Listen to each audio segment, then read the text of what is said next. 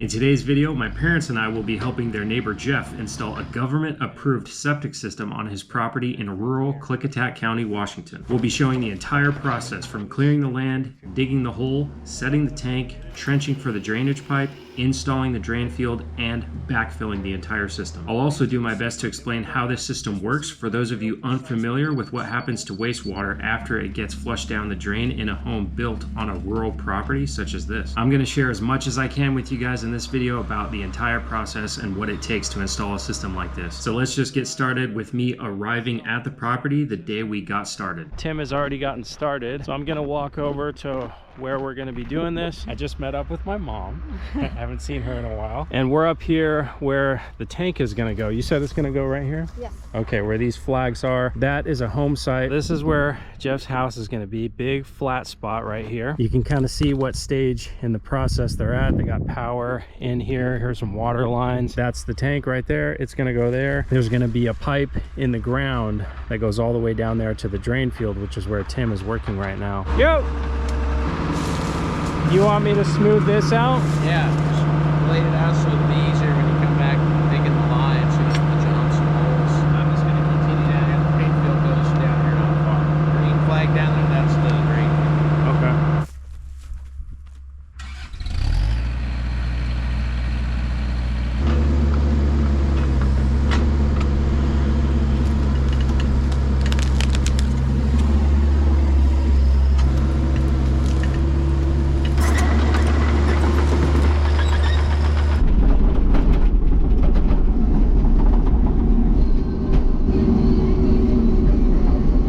All right, now that I backbladed this road, that gives us a much cleaner area to dig our trench. And digging the trench from the tank is going to create a mess, and we're going to move it off to the side. But by doing what I just did, it moved all the sticks and rocks and nasty debris out of the way, so all that stuff doesn't get mixed up with the backfill. But that was just this first initial stretch from the tank. I still got several hundred more feet of cleaning up to do.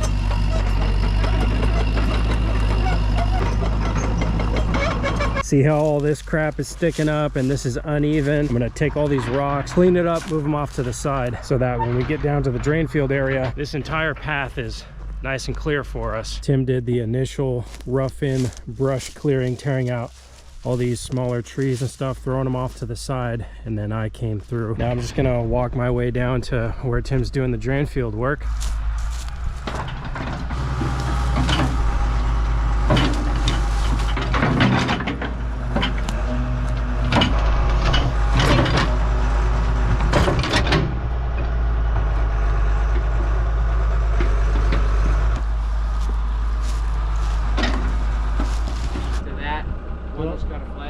Yeah, just a little kitty flag. Wow, that's a big area. That's 40 feet. And that ribbon is about 60 feet from that one.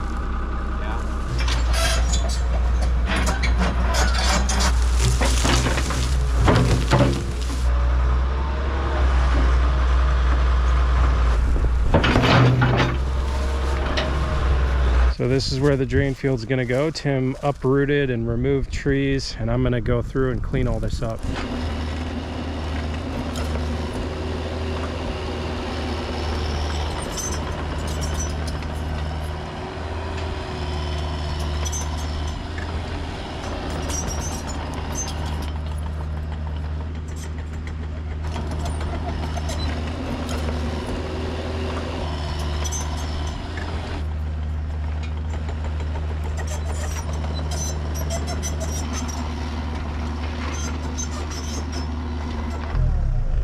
All right, the drain field area is cleared. That's a lot better. Now we can actually see what the contour of the ground is like, and that'll be easier to make sure we put the drain field lines in the proper place. And now what we're going to do is trench from the home site to the tank hole, and we're going to be using our laser to shoot grade. And we've determined the grade that the trench needs to be based on the dimensions of the tank and the fact that we need a 1/4 inch per foot drop from the home site into the tank. Is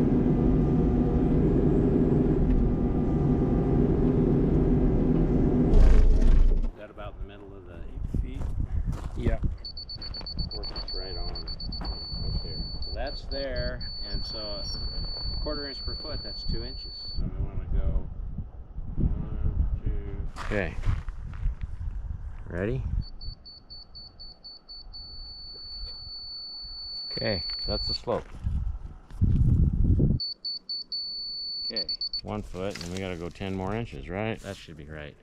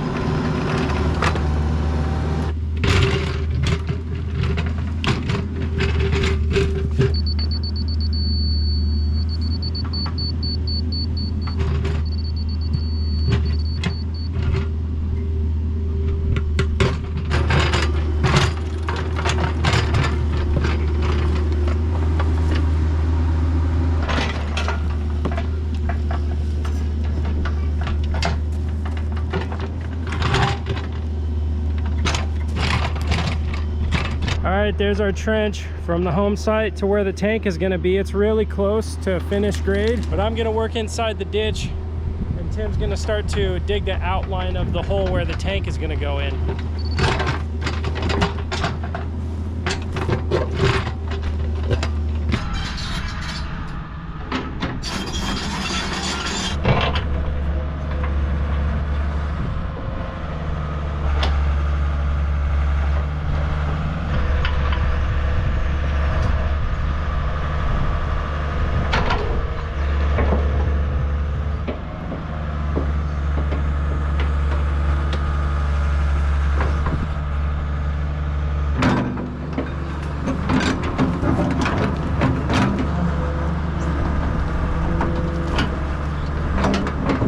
Now that trench is dug at almost perfect 1/4 inch per foot drop, and we had the laser set up at an angle so that we could do that properly. Now that's all done.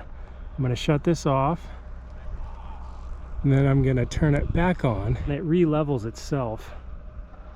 There it goes. Now we're going to determine the depth of the hole that the tank is going to go in.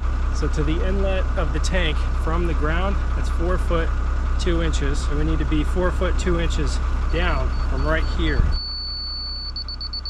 We're gonna have to move the laser. It's way too tall.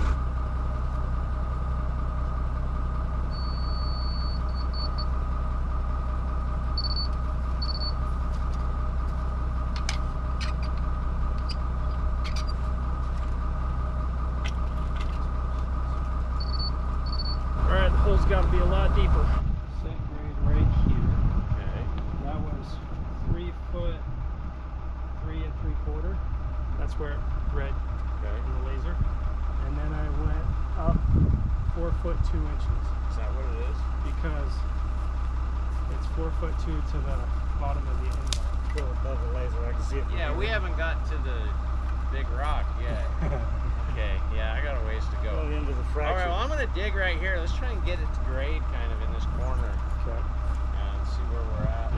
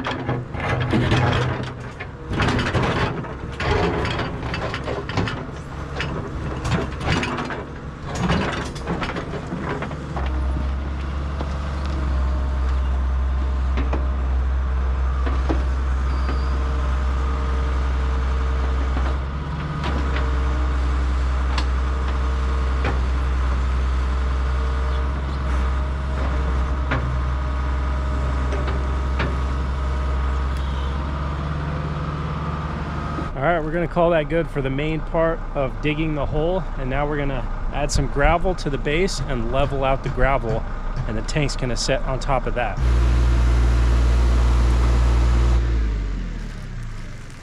long does it take you to edit them? I can do it in about 8 hours now.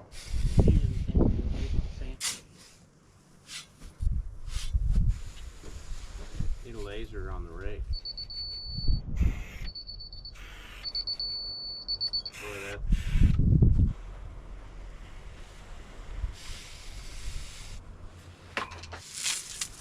Still pretty high. Need more hose?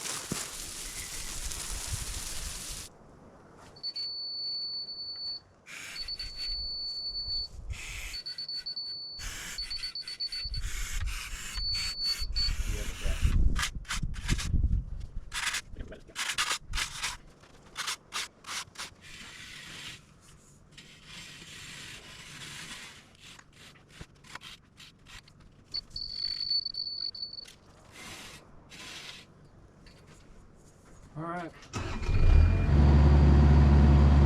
Now we're ready to put that tank in the hole.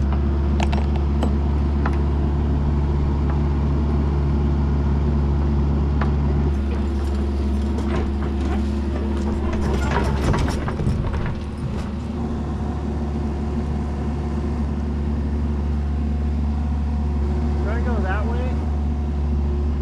More.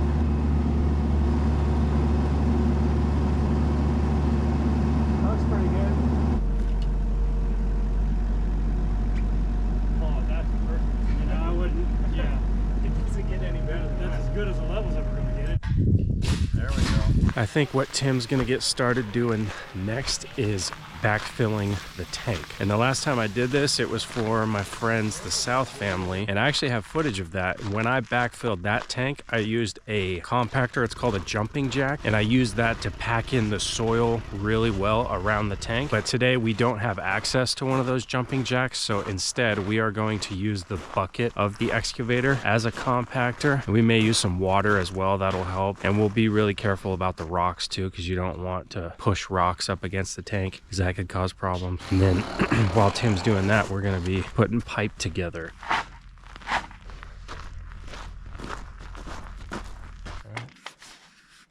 There we go. It's got to be tougher than it is. Line there where the pipe is too.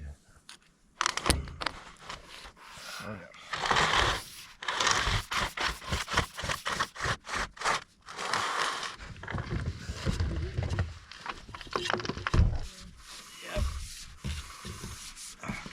Hold on. Okay, push. Okay, hold on. A little further, Diego. Oh, put some water in there, and you guys can start putting some cinder in here. So now we got a pipe going into the tank that runs all the way to the home site. And this culvert pipe that we've got going on here, that's being used as a sleeve because the driveway crosses over right here and you need extra protection around your pipe when that's the case. Tim's gonna work on backfilling. Jeff and I are gonna put some of that finer rock like we used in the base underneath the tank. And we're gonna get this pipe bedded in really nice, so it's got a smooth, solid base underneath it.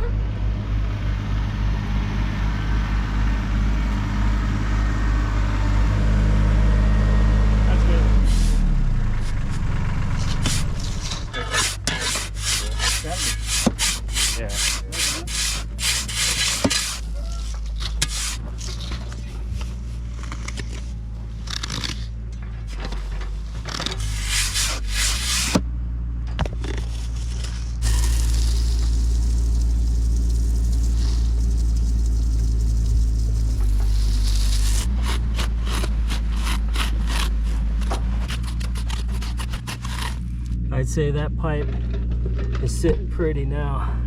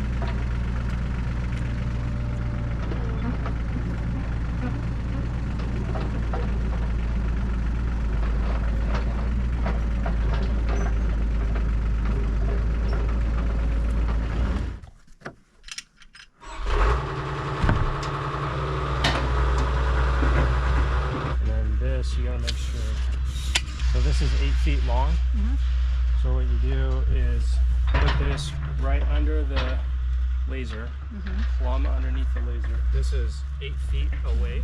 Take this and put it right here. So now you're 8 feet away from the laser. Now bring the receiver over here to the stick and find where it reads grade on the stick. Hold that, make sure the bubble's right in the center. So 2 foot 11. 2 foot 11 is perfect grade from there to there. And we're dropping 1/4 inch per foot. In 8 feet, that's 2 inches. So we're gonna go down 2 inches from here.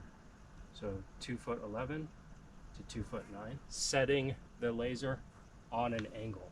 I'm gonna hit the button and it's gonna turn down like this until it starts beeping solid right here. You need to adjust it now? Yep. Okay. Now the laser Now it's set. I used these lines on the top of the laser. I line these up like the scope on a gun, going right in the direction where we're gonna dig. Because if I would have pointed it over there and did the slope, it wouldn't be exact. I mean, it should have at least 1/4 inch. If it's going a little deeper or whatever, that's not that big a deal. But we want to start out here at the right level, you know. Now that we got the angle set, now we find grade right here. Grade at the bottom of pipe. Yeah. It beeps solid when you're at perfect grade. It beeps rapidly when you're too high, and it beeps slowly when you're too low. So we just use this to know if the depth of our trench is at the angle that we set. Because the liquid from this tank needs to flow downhill inside that pipe to the drain field. I think we got a long enough blade on this thing. Yeah, you think?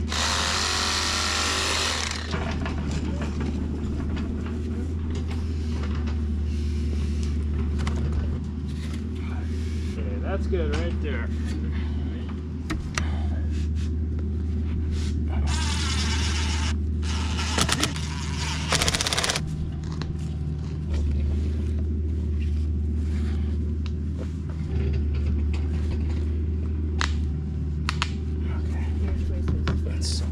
Okay, there's the first length of pipe going down to the drain field, and so it begins. Did you get the inside too? Yeah. Net. Well, that was easy.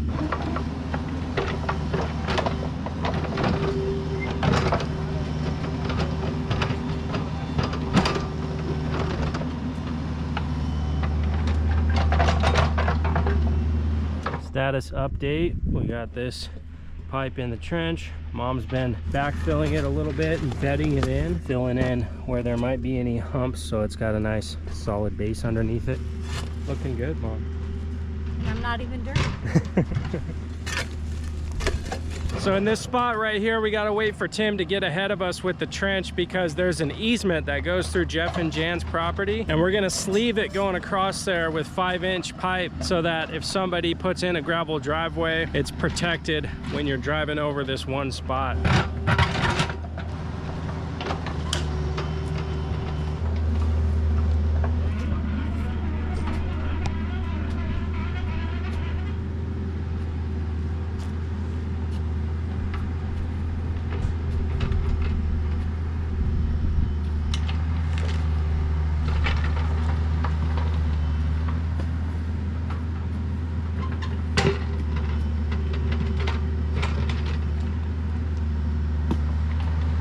That was a task getting that sleeve on there, but we got it. That 5-inch pipe is heavy.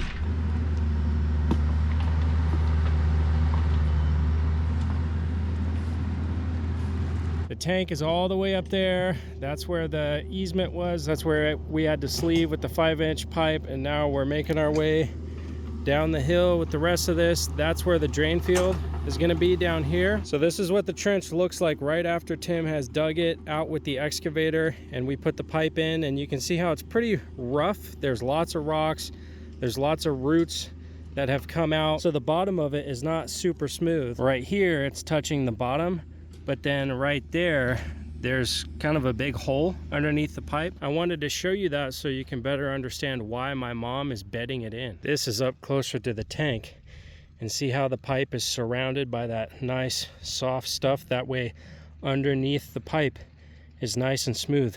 There's no opportunities for the pipe to have a dip in it. So it's a really good idea to bed it in, because when it comes time for backfill, if we just take that big clump of dirt, pile it on top of the pipe, it's going to sink in that spot right there where there's a hole underneath the pipe, and that's going to cause problems. Okay, we just wrapped up our lunch break, and I'm going to go grab the grease gun, grease some fittings on the excavator, switch the bucket, and put this thing called a power tilt on. That's going to help big time with digging the trenches for the drain field lines, and then we'll get back to work. It's really freaking hot out here. I think the high today is going to be 96. So it's definitely nice to take a break and lower the body temperature, get some fluids in us, and now we're gonna get back to work, try and finish this thing. I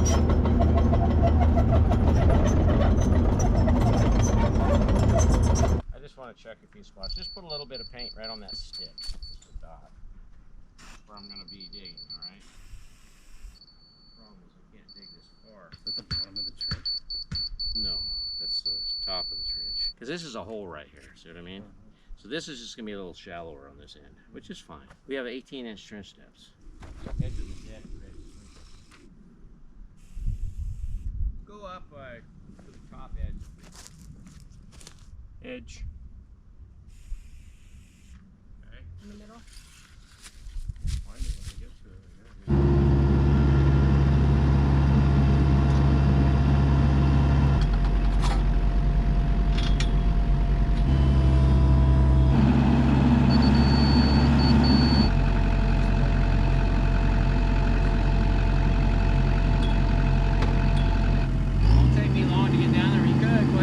Okay, Tim's gonna dig the first trench for the drain field, and that's gonna be perfectly level all the way down the line. While he's doing that, I'm gonna go behind him with the big excavator and clear some trees because he needs some more space back there.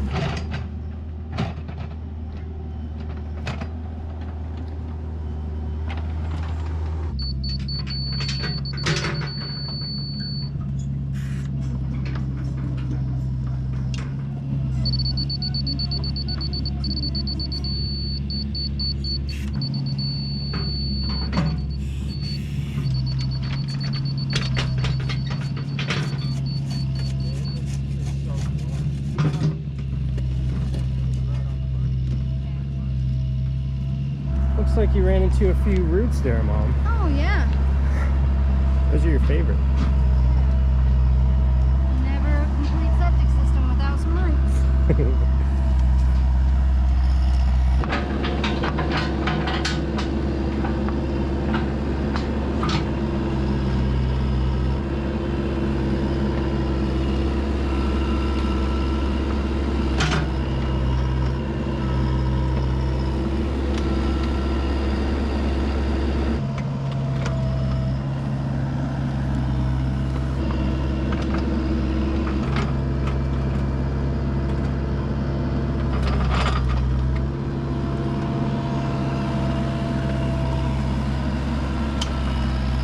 So Tim's got the laser receiver on the boom of the excavator, and he's getting it roughly to grade. He's actually doing a really good job. It's really, really close. And then we go back with this receiver on the stick, get real precise with it with the shovel, make sure the bottom is super level. And then we're gonna put this metal down, and that is required so that you keep moles and other stuff from digging holes and coming up through and ruining the drain field itself. And then the infiltrator panels go on top of that. The cap, right?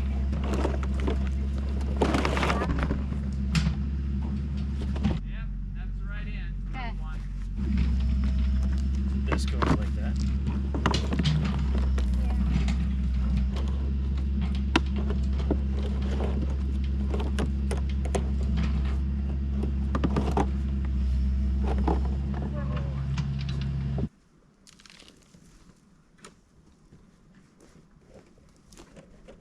Well, then we're gonna need more wire. Okay.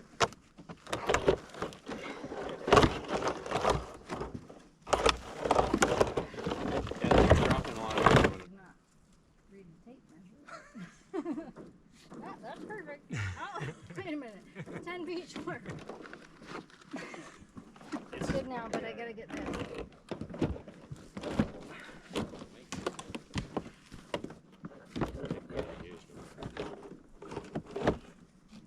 reason that plastic for brains. I got my flashlight. Want me to turn the light on, hold it for you? Light on this big excavator too. I probably like this area pretty good.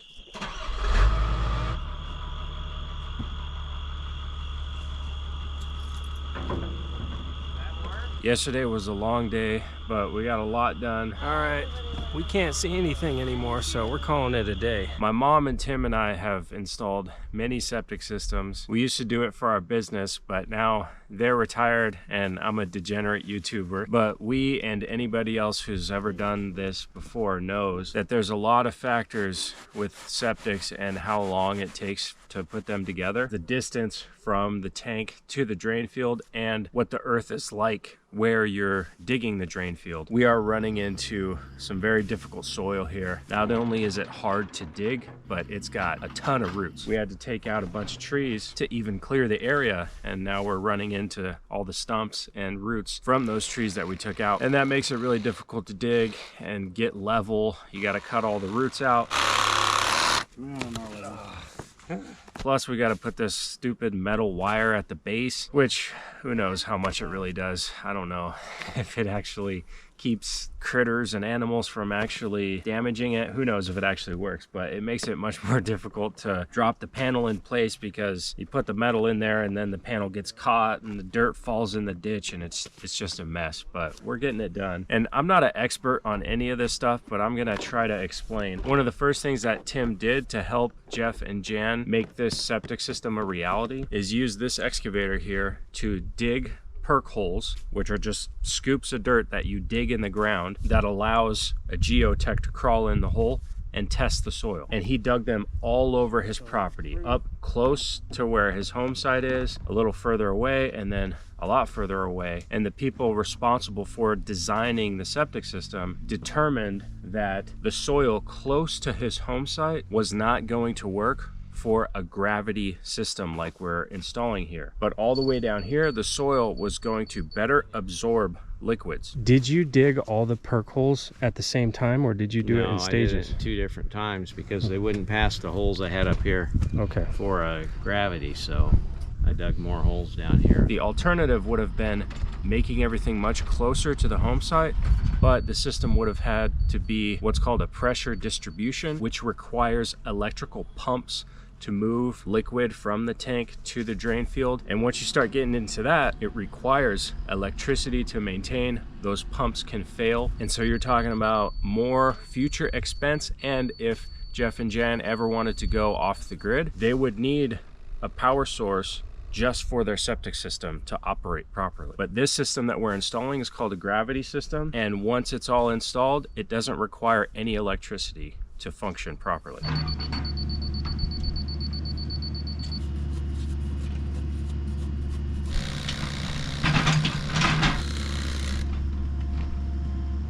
This stuff is just a mess to have to work with. Look at that.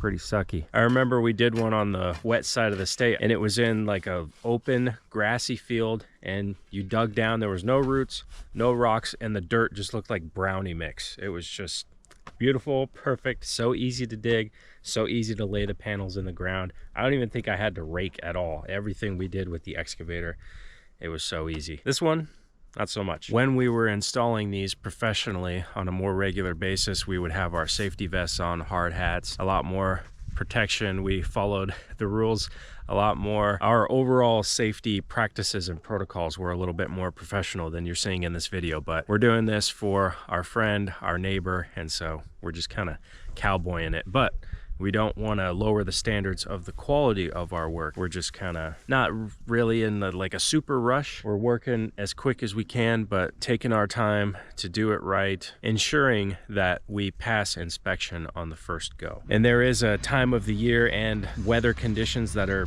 better for installing a septic system here in this area that we're doing it. But anybody who lives in reality knows that it's not always your choice when you get to do these things. It's when you can get everybody's schedule together. We got a lot of people here helping with this. We got a lot of equipment, and this has cost money. So you got to coordinate materials, people's schedule, approval to do it from the county, and all those things lined up to everything being available to do it right now. So we're doing it when it's really hot and really dry and dusty and 90 degrees outside. All right, everybody, we've hit a stopping point because we've run out of materials and it's super crazy hot anyways. So there's still a few more things that need to be done to complete this septic system install. But in review, let's just start from the home site here. This is where their house is gonna go, and when water runs down one of their drains, it's gonna enter this pipe right here. And that green pipe is sleeved inside this culvert pipe because their driveway is gonna cross right here. So that sleeve is for extra protection. So when vehicles drive over the driveway, it doesn't get crushed. That's the concept, that's the idea behind that sleeve. That wastewater is gonna make its way across the driveway, through to the end of this green pipe. Oh, shoot. Ah. All right, I shut that water off. So again, it's gonna run down the pipe, dump into here, and this tank has 2 chambers. Inside the tank, there's a wall right here with a bunch of holes in it. And I'm not a septic tank designer, but the basic idea is the chambers separate the solids from the liquids. So for lack of a better term, the stay over there, and then the liquids are on this side of the tank. And the technical term for the liquids that are eventually going to be in this tank are called effluent, I believe. This is all clean water right now. It's not dirty. It just came out of his hose, so I can stick my hand in here. But you can see how that future effluent, see how it's flowing down this pipe now? After the wastewater goes through that system inside the tank, the effluent is going to come down this pipe and go all the way down the hill, down this long stretch of pipe. And we're just going to continue on down a couple more 100 yards. And now we've made it to the D box, or the distribution box. And check it out, it's got water flowing through it already. Once the effluent makes its way down that pipe, it enters this box. But before it enters, it has to make this sharp 90-degree bend and go straight down. This 90-degree fitting is going to slow it down so all that water just doesn't come splashing and splash against this wall. And these are perfect conditions to explain what's going on here because the water is filled just right. And you can see we have 3 different lines exiting this box. 1, 2, and 3. This one goes and makes a 90-degree turn and then comes out. And these little orange caps can be turned, but you can see how the water is exiting that one and that one. This needs to be turned so water is also exiting this one at the same time. So the water in this box is equally being distributed to those 3 lines. And this box is designed to be used for many different types of systems. So it's got a lot of holes, but these extra holes are capped off. This one's capped, that one's capped, that one's capped, because they're not being used. Here comes my mom back. There's enough water in this now that I can see the D-box working. Awesome. So the water starts going in. Yeah. A little more. The same as the others. Yeah, right there. And then, So that one turned down a little bit. oops. Oh, so that's as low as it can go. Oh. Oh, so we gotta So turn we these gotta up turn then. that up so that the water level raises. Right. Yeah, there we go. Going. Water, water, water. Yeah. All 3 are flowing now. So once the effluent starts flowing through these 3 lines, they're gonna make their way down to each one of these rows of infiltrator panels that we installed. And I'll just pick one as an example. It makes a sharp 90-degree, enters this. If you listen real closely, you can hear the water. It's just starting to puddle up. The ground's becoming moist there. The idea is this trench is perfectly level all the way down. It's about as close as you can get with the laser and the way we did it. It's really super duper level. That effluent is gonna soak into the ground right there. And once that spot has absorbed as much liquid as it can, then the liquid's gonna move on down the line and then move on down the line. And this is designed so that you got 60 feet all the way down to there, you got 60 feet over there, 60 feet over there. You have so much soil for that effluent to be absorbed. But again, that's the way it was designed. And that wire is to prevent animals from coming up and disturbing the base of the dirt underneath each one of these panels. And eventually this is all that dirt is going to get pushed over and all this will be covered. It'll end up looking just like the woods do around this area, and all you'll be able to see is this green pipe sticking up with a cap on it. And you can inspect how the septic is functioning by looking down there and seeing if the soil is moist, or you'll just be able to look at it. That's what they use to inspect your septic system, to see how it's functioning. But a lot of the times you'll never see the soil down there wet because it almost never gets to the point where it makes its way to the end. It'll all just end up soaking in here, and it might stop, 3 panels down max. In case it doesn't, you've got all this length for the soil to soak in. So this is the 3rd one down the hill. You can see how it's starting to get moist there, soaking in. All right, everybody, we are back X number of days later, and this septic system has been inspected and it's ready for backfill now. This is all the paperwork here. Yeah, this is the official stuff. Measurements from one side to the other, D-box risers. This is the gravel pad. There's your sleeve. There's your tank. There's the sleeve for the easement. That's the D-box, 3 lines, 60 feet long. Yep. All right. Awesome. Thanks for sharing that. Yeah. You can see there's a few differences from the last time I was here. There is now this fitting on the pipe coming into the tank.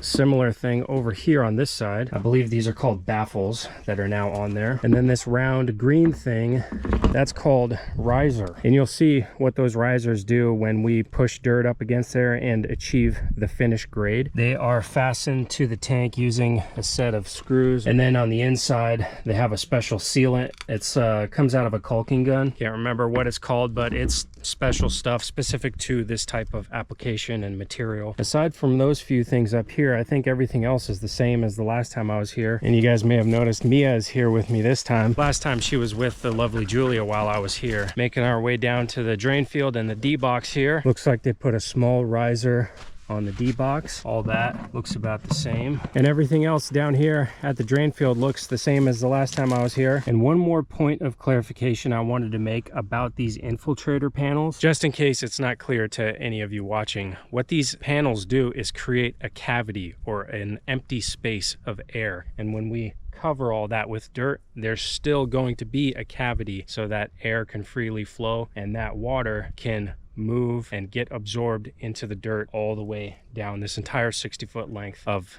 the trench. So we'll have to do an as-built drawing too. Actually, it's already done. We need to clean it up. And an as-built is for It will future show- reference. Right, in case they need to do maintenance on it, they know where everything is. And it's going to be real obvious. There's going to be a clean out above grade over there. And then it's a straight shot right to this riser. And then from here, it's pretty much a straight shot down, and I think we'll put some stakes on both sides of the right-of-way down there where that sleeve is, so he knows right where that is. So then there'll be a spot there, go right from the riser to there, straight shot, and then from there down the hill to the D-box. We already have the inspection ports above grade on the far ends of the drain field, but where the effluent goes into them, we're going to want to put stakes there so we can measure that. Okay. Up here you would use the riser pipe as a reference point. Yeah. That would be B on your paper, and then Yeah. you would pick another point down there, and that would be C, and then you would say from B to C is this distance. So that when everything's buried and covered up 10-20 years down the road, and you need to know where something is, you can pick a reference point and measure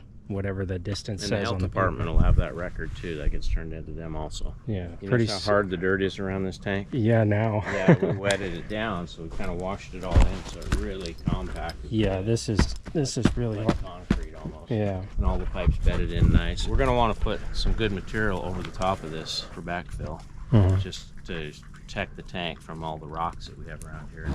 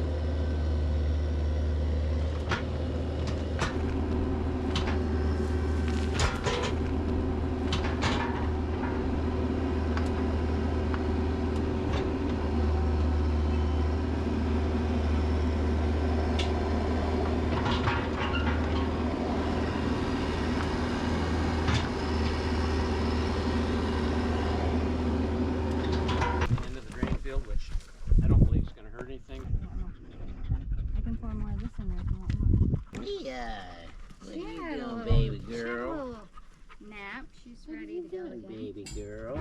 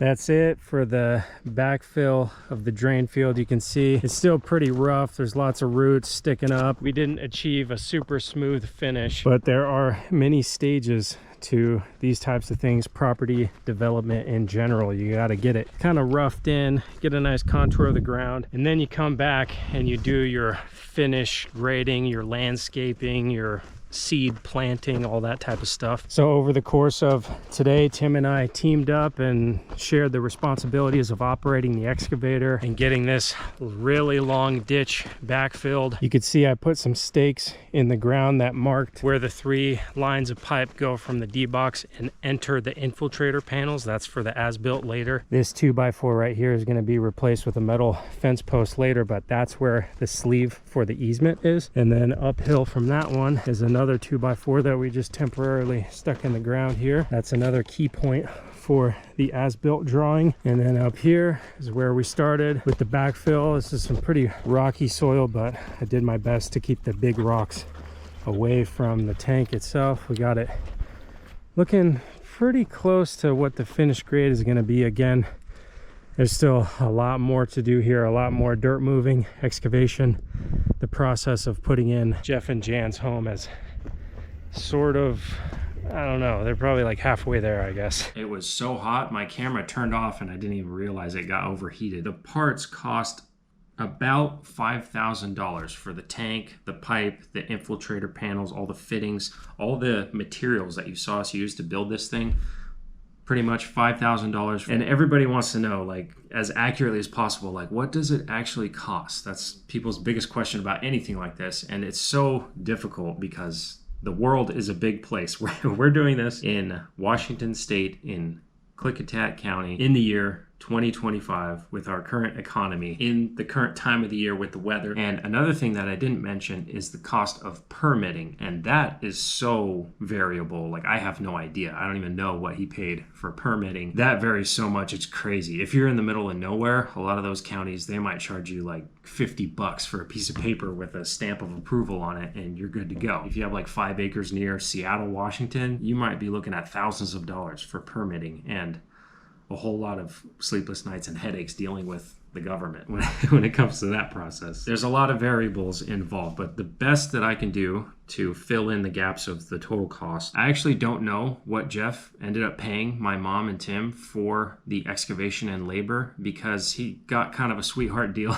because he is retired now, but he used to own a HVAC business, and he helped my parents install the mini splits in their house. So he gave them a really good deal for that. And so in return, my parents gave him a really good deal on helping to do everything you saw us do in this video. And I provided my labor for free because I got to make a video out of it, but also because my parents just recently helped me mill a bunch of beams on their property. And so it was me helping my parents helping Jeff. Jeff had helped my parents. That's the distribution and exchange of like money and labor and helping. This was a very unique situation in that way. I got some numbers, but I wanted to see what you thought, if that was reasonable or not. So, Well, what did you say? I calculated, so if somebody was charging $120 an hour for 3 8-hour days, that would be about $3,000 just for excavation. Plus the $5,000 in parts, that would be $8,000. Yeah, and that was wholesale price on parts too. That wasn't retail price. So, you know, they always mark parts up too. I haven't priced one in quite a while, but I know they're at least 10 grand to have a... Yeah. I mean, that one had a lot of line and stuff, you know. Yeah. And it's really rocky. A system like that would probably cost closer to $10,000 now. My neighbors just had a PD put in a couple years ago up here. They told me that that was over $20,000 for theirs. Oh my god. 20 something they paid for that system down here. Yeah, so that's what I tried to say, is the window is so wide, like, and there's so many variables. Yeah, so it could be anywhere between $10,000 and $20,000. Yep, real easy. Just paid, I think he said it was $38,000 for a septic system in Oregon. At the house that he's selling? Yeah. Oh my god. Yeah. Oh my gosh. Yeah. Yeah. 38,000? Yeah, I think that's what he said. $38,000. Westland? And it's a PD. Yeah. Westland. Oh my gosh. Yeah, and good dirt, good soil, you know, easy digging. That's crazy. All right, folks, that's a wrap. I forgot to record the conclusion when I got off the phone with Tim, but we are in the middle of a late night editing sesh. So I hope you guys enjoyed, and I hope that the next time I do a septic install, it's for myself on my own rural property. That's the dream. That's what I'm working towards. Really appreciate you guys checking this one out, and you helped me by watching this video, especially all the way to this point right now with my spooky Halloween lighting, ghost stories around the campfire. You helped me just by watching this video get one step closer to my goal. So appreciate that. Thank you very much. Hope you learned something. Hope you enjoyed it. See you on the next one. Bye. Say bye, Mia. Bye. Bye. See you later.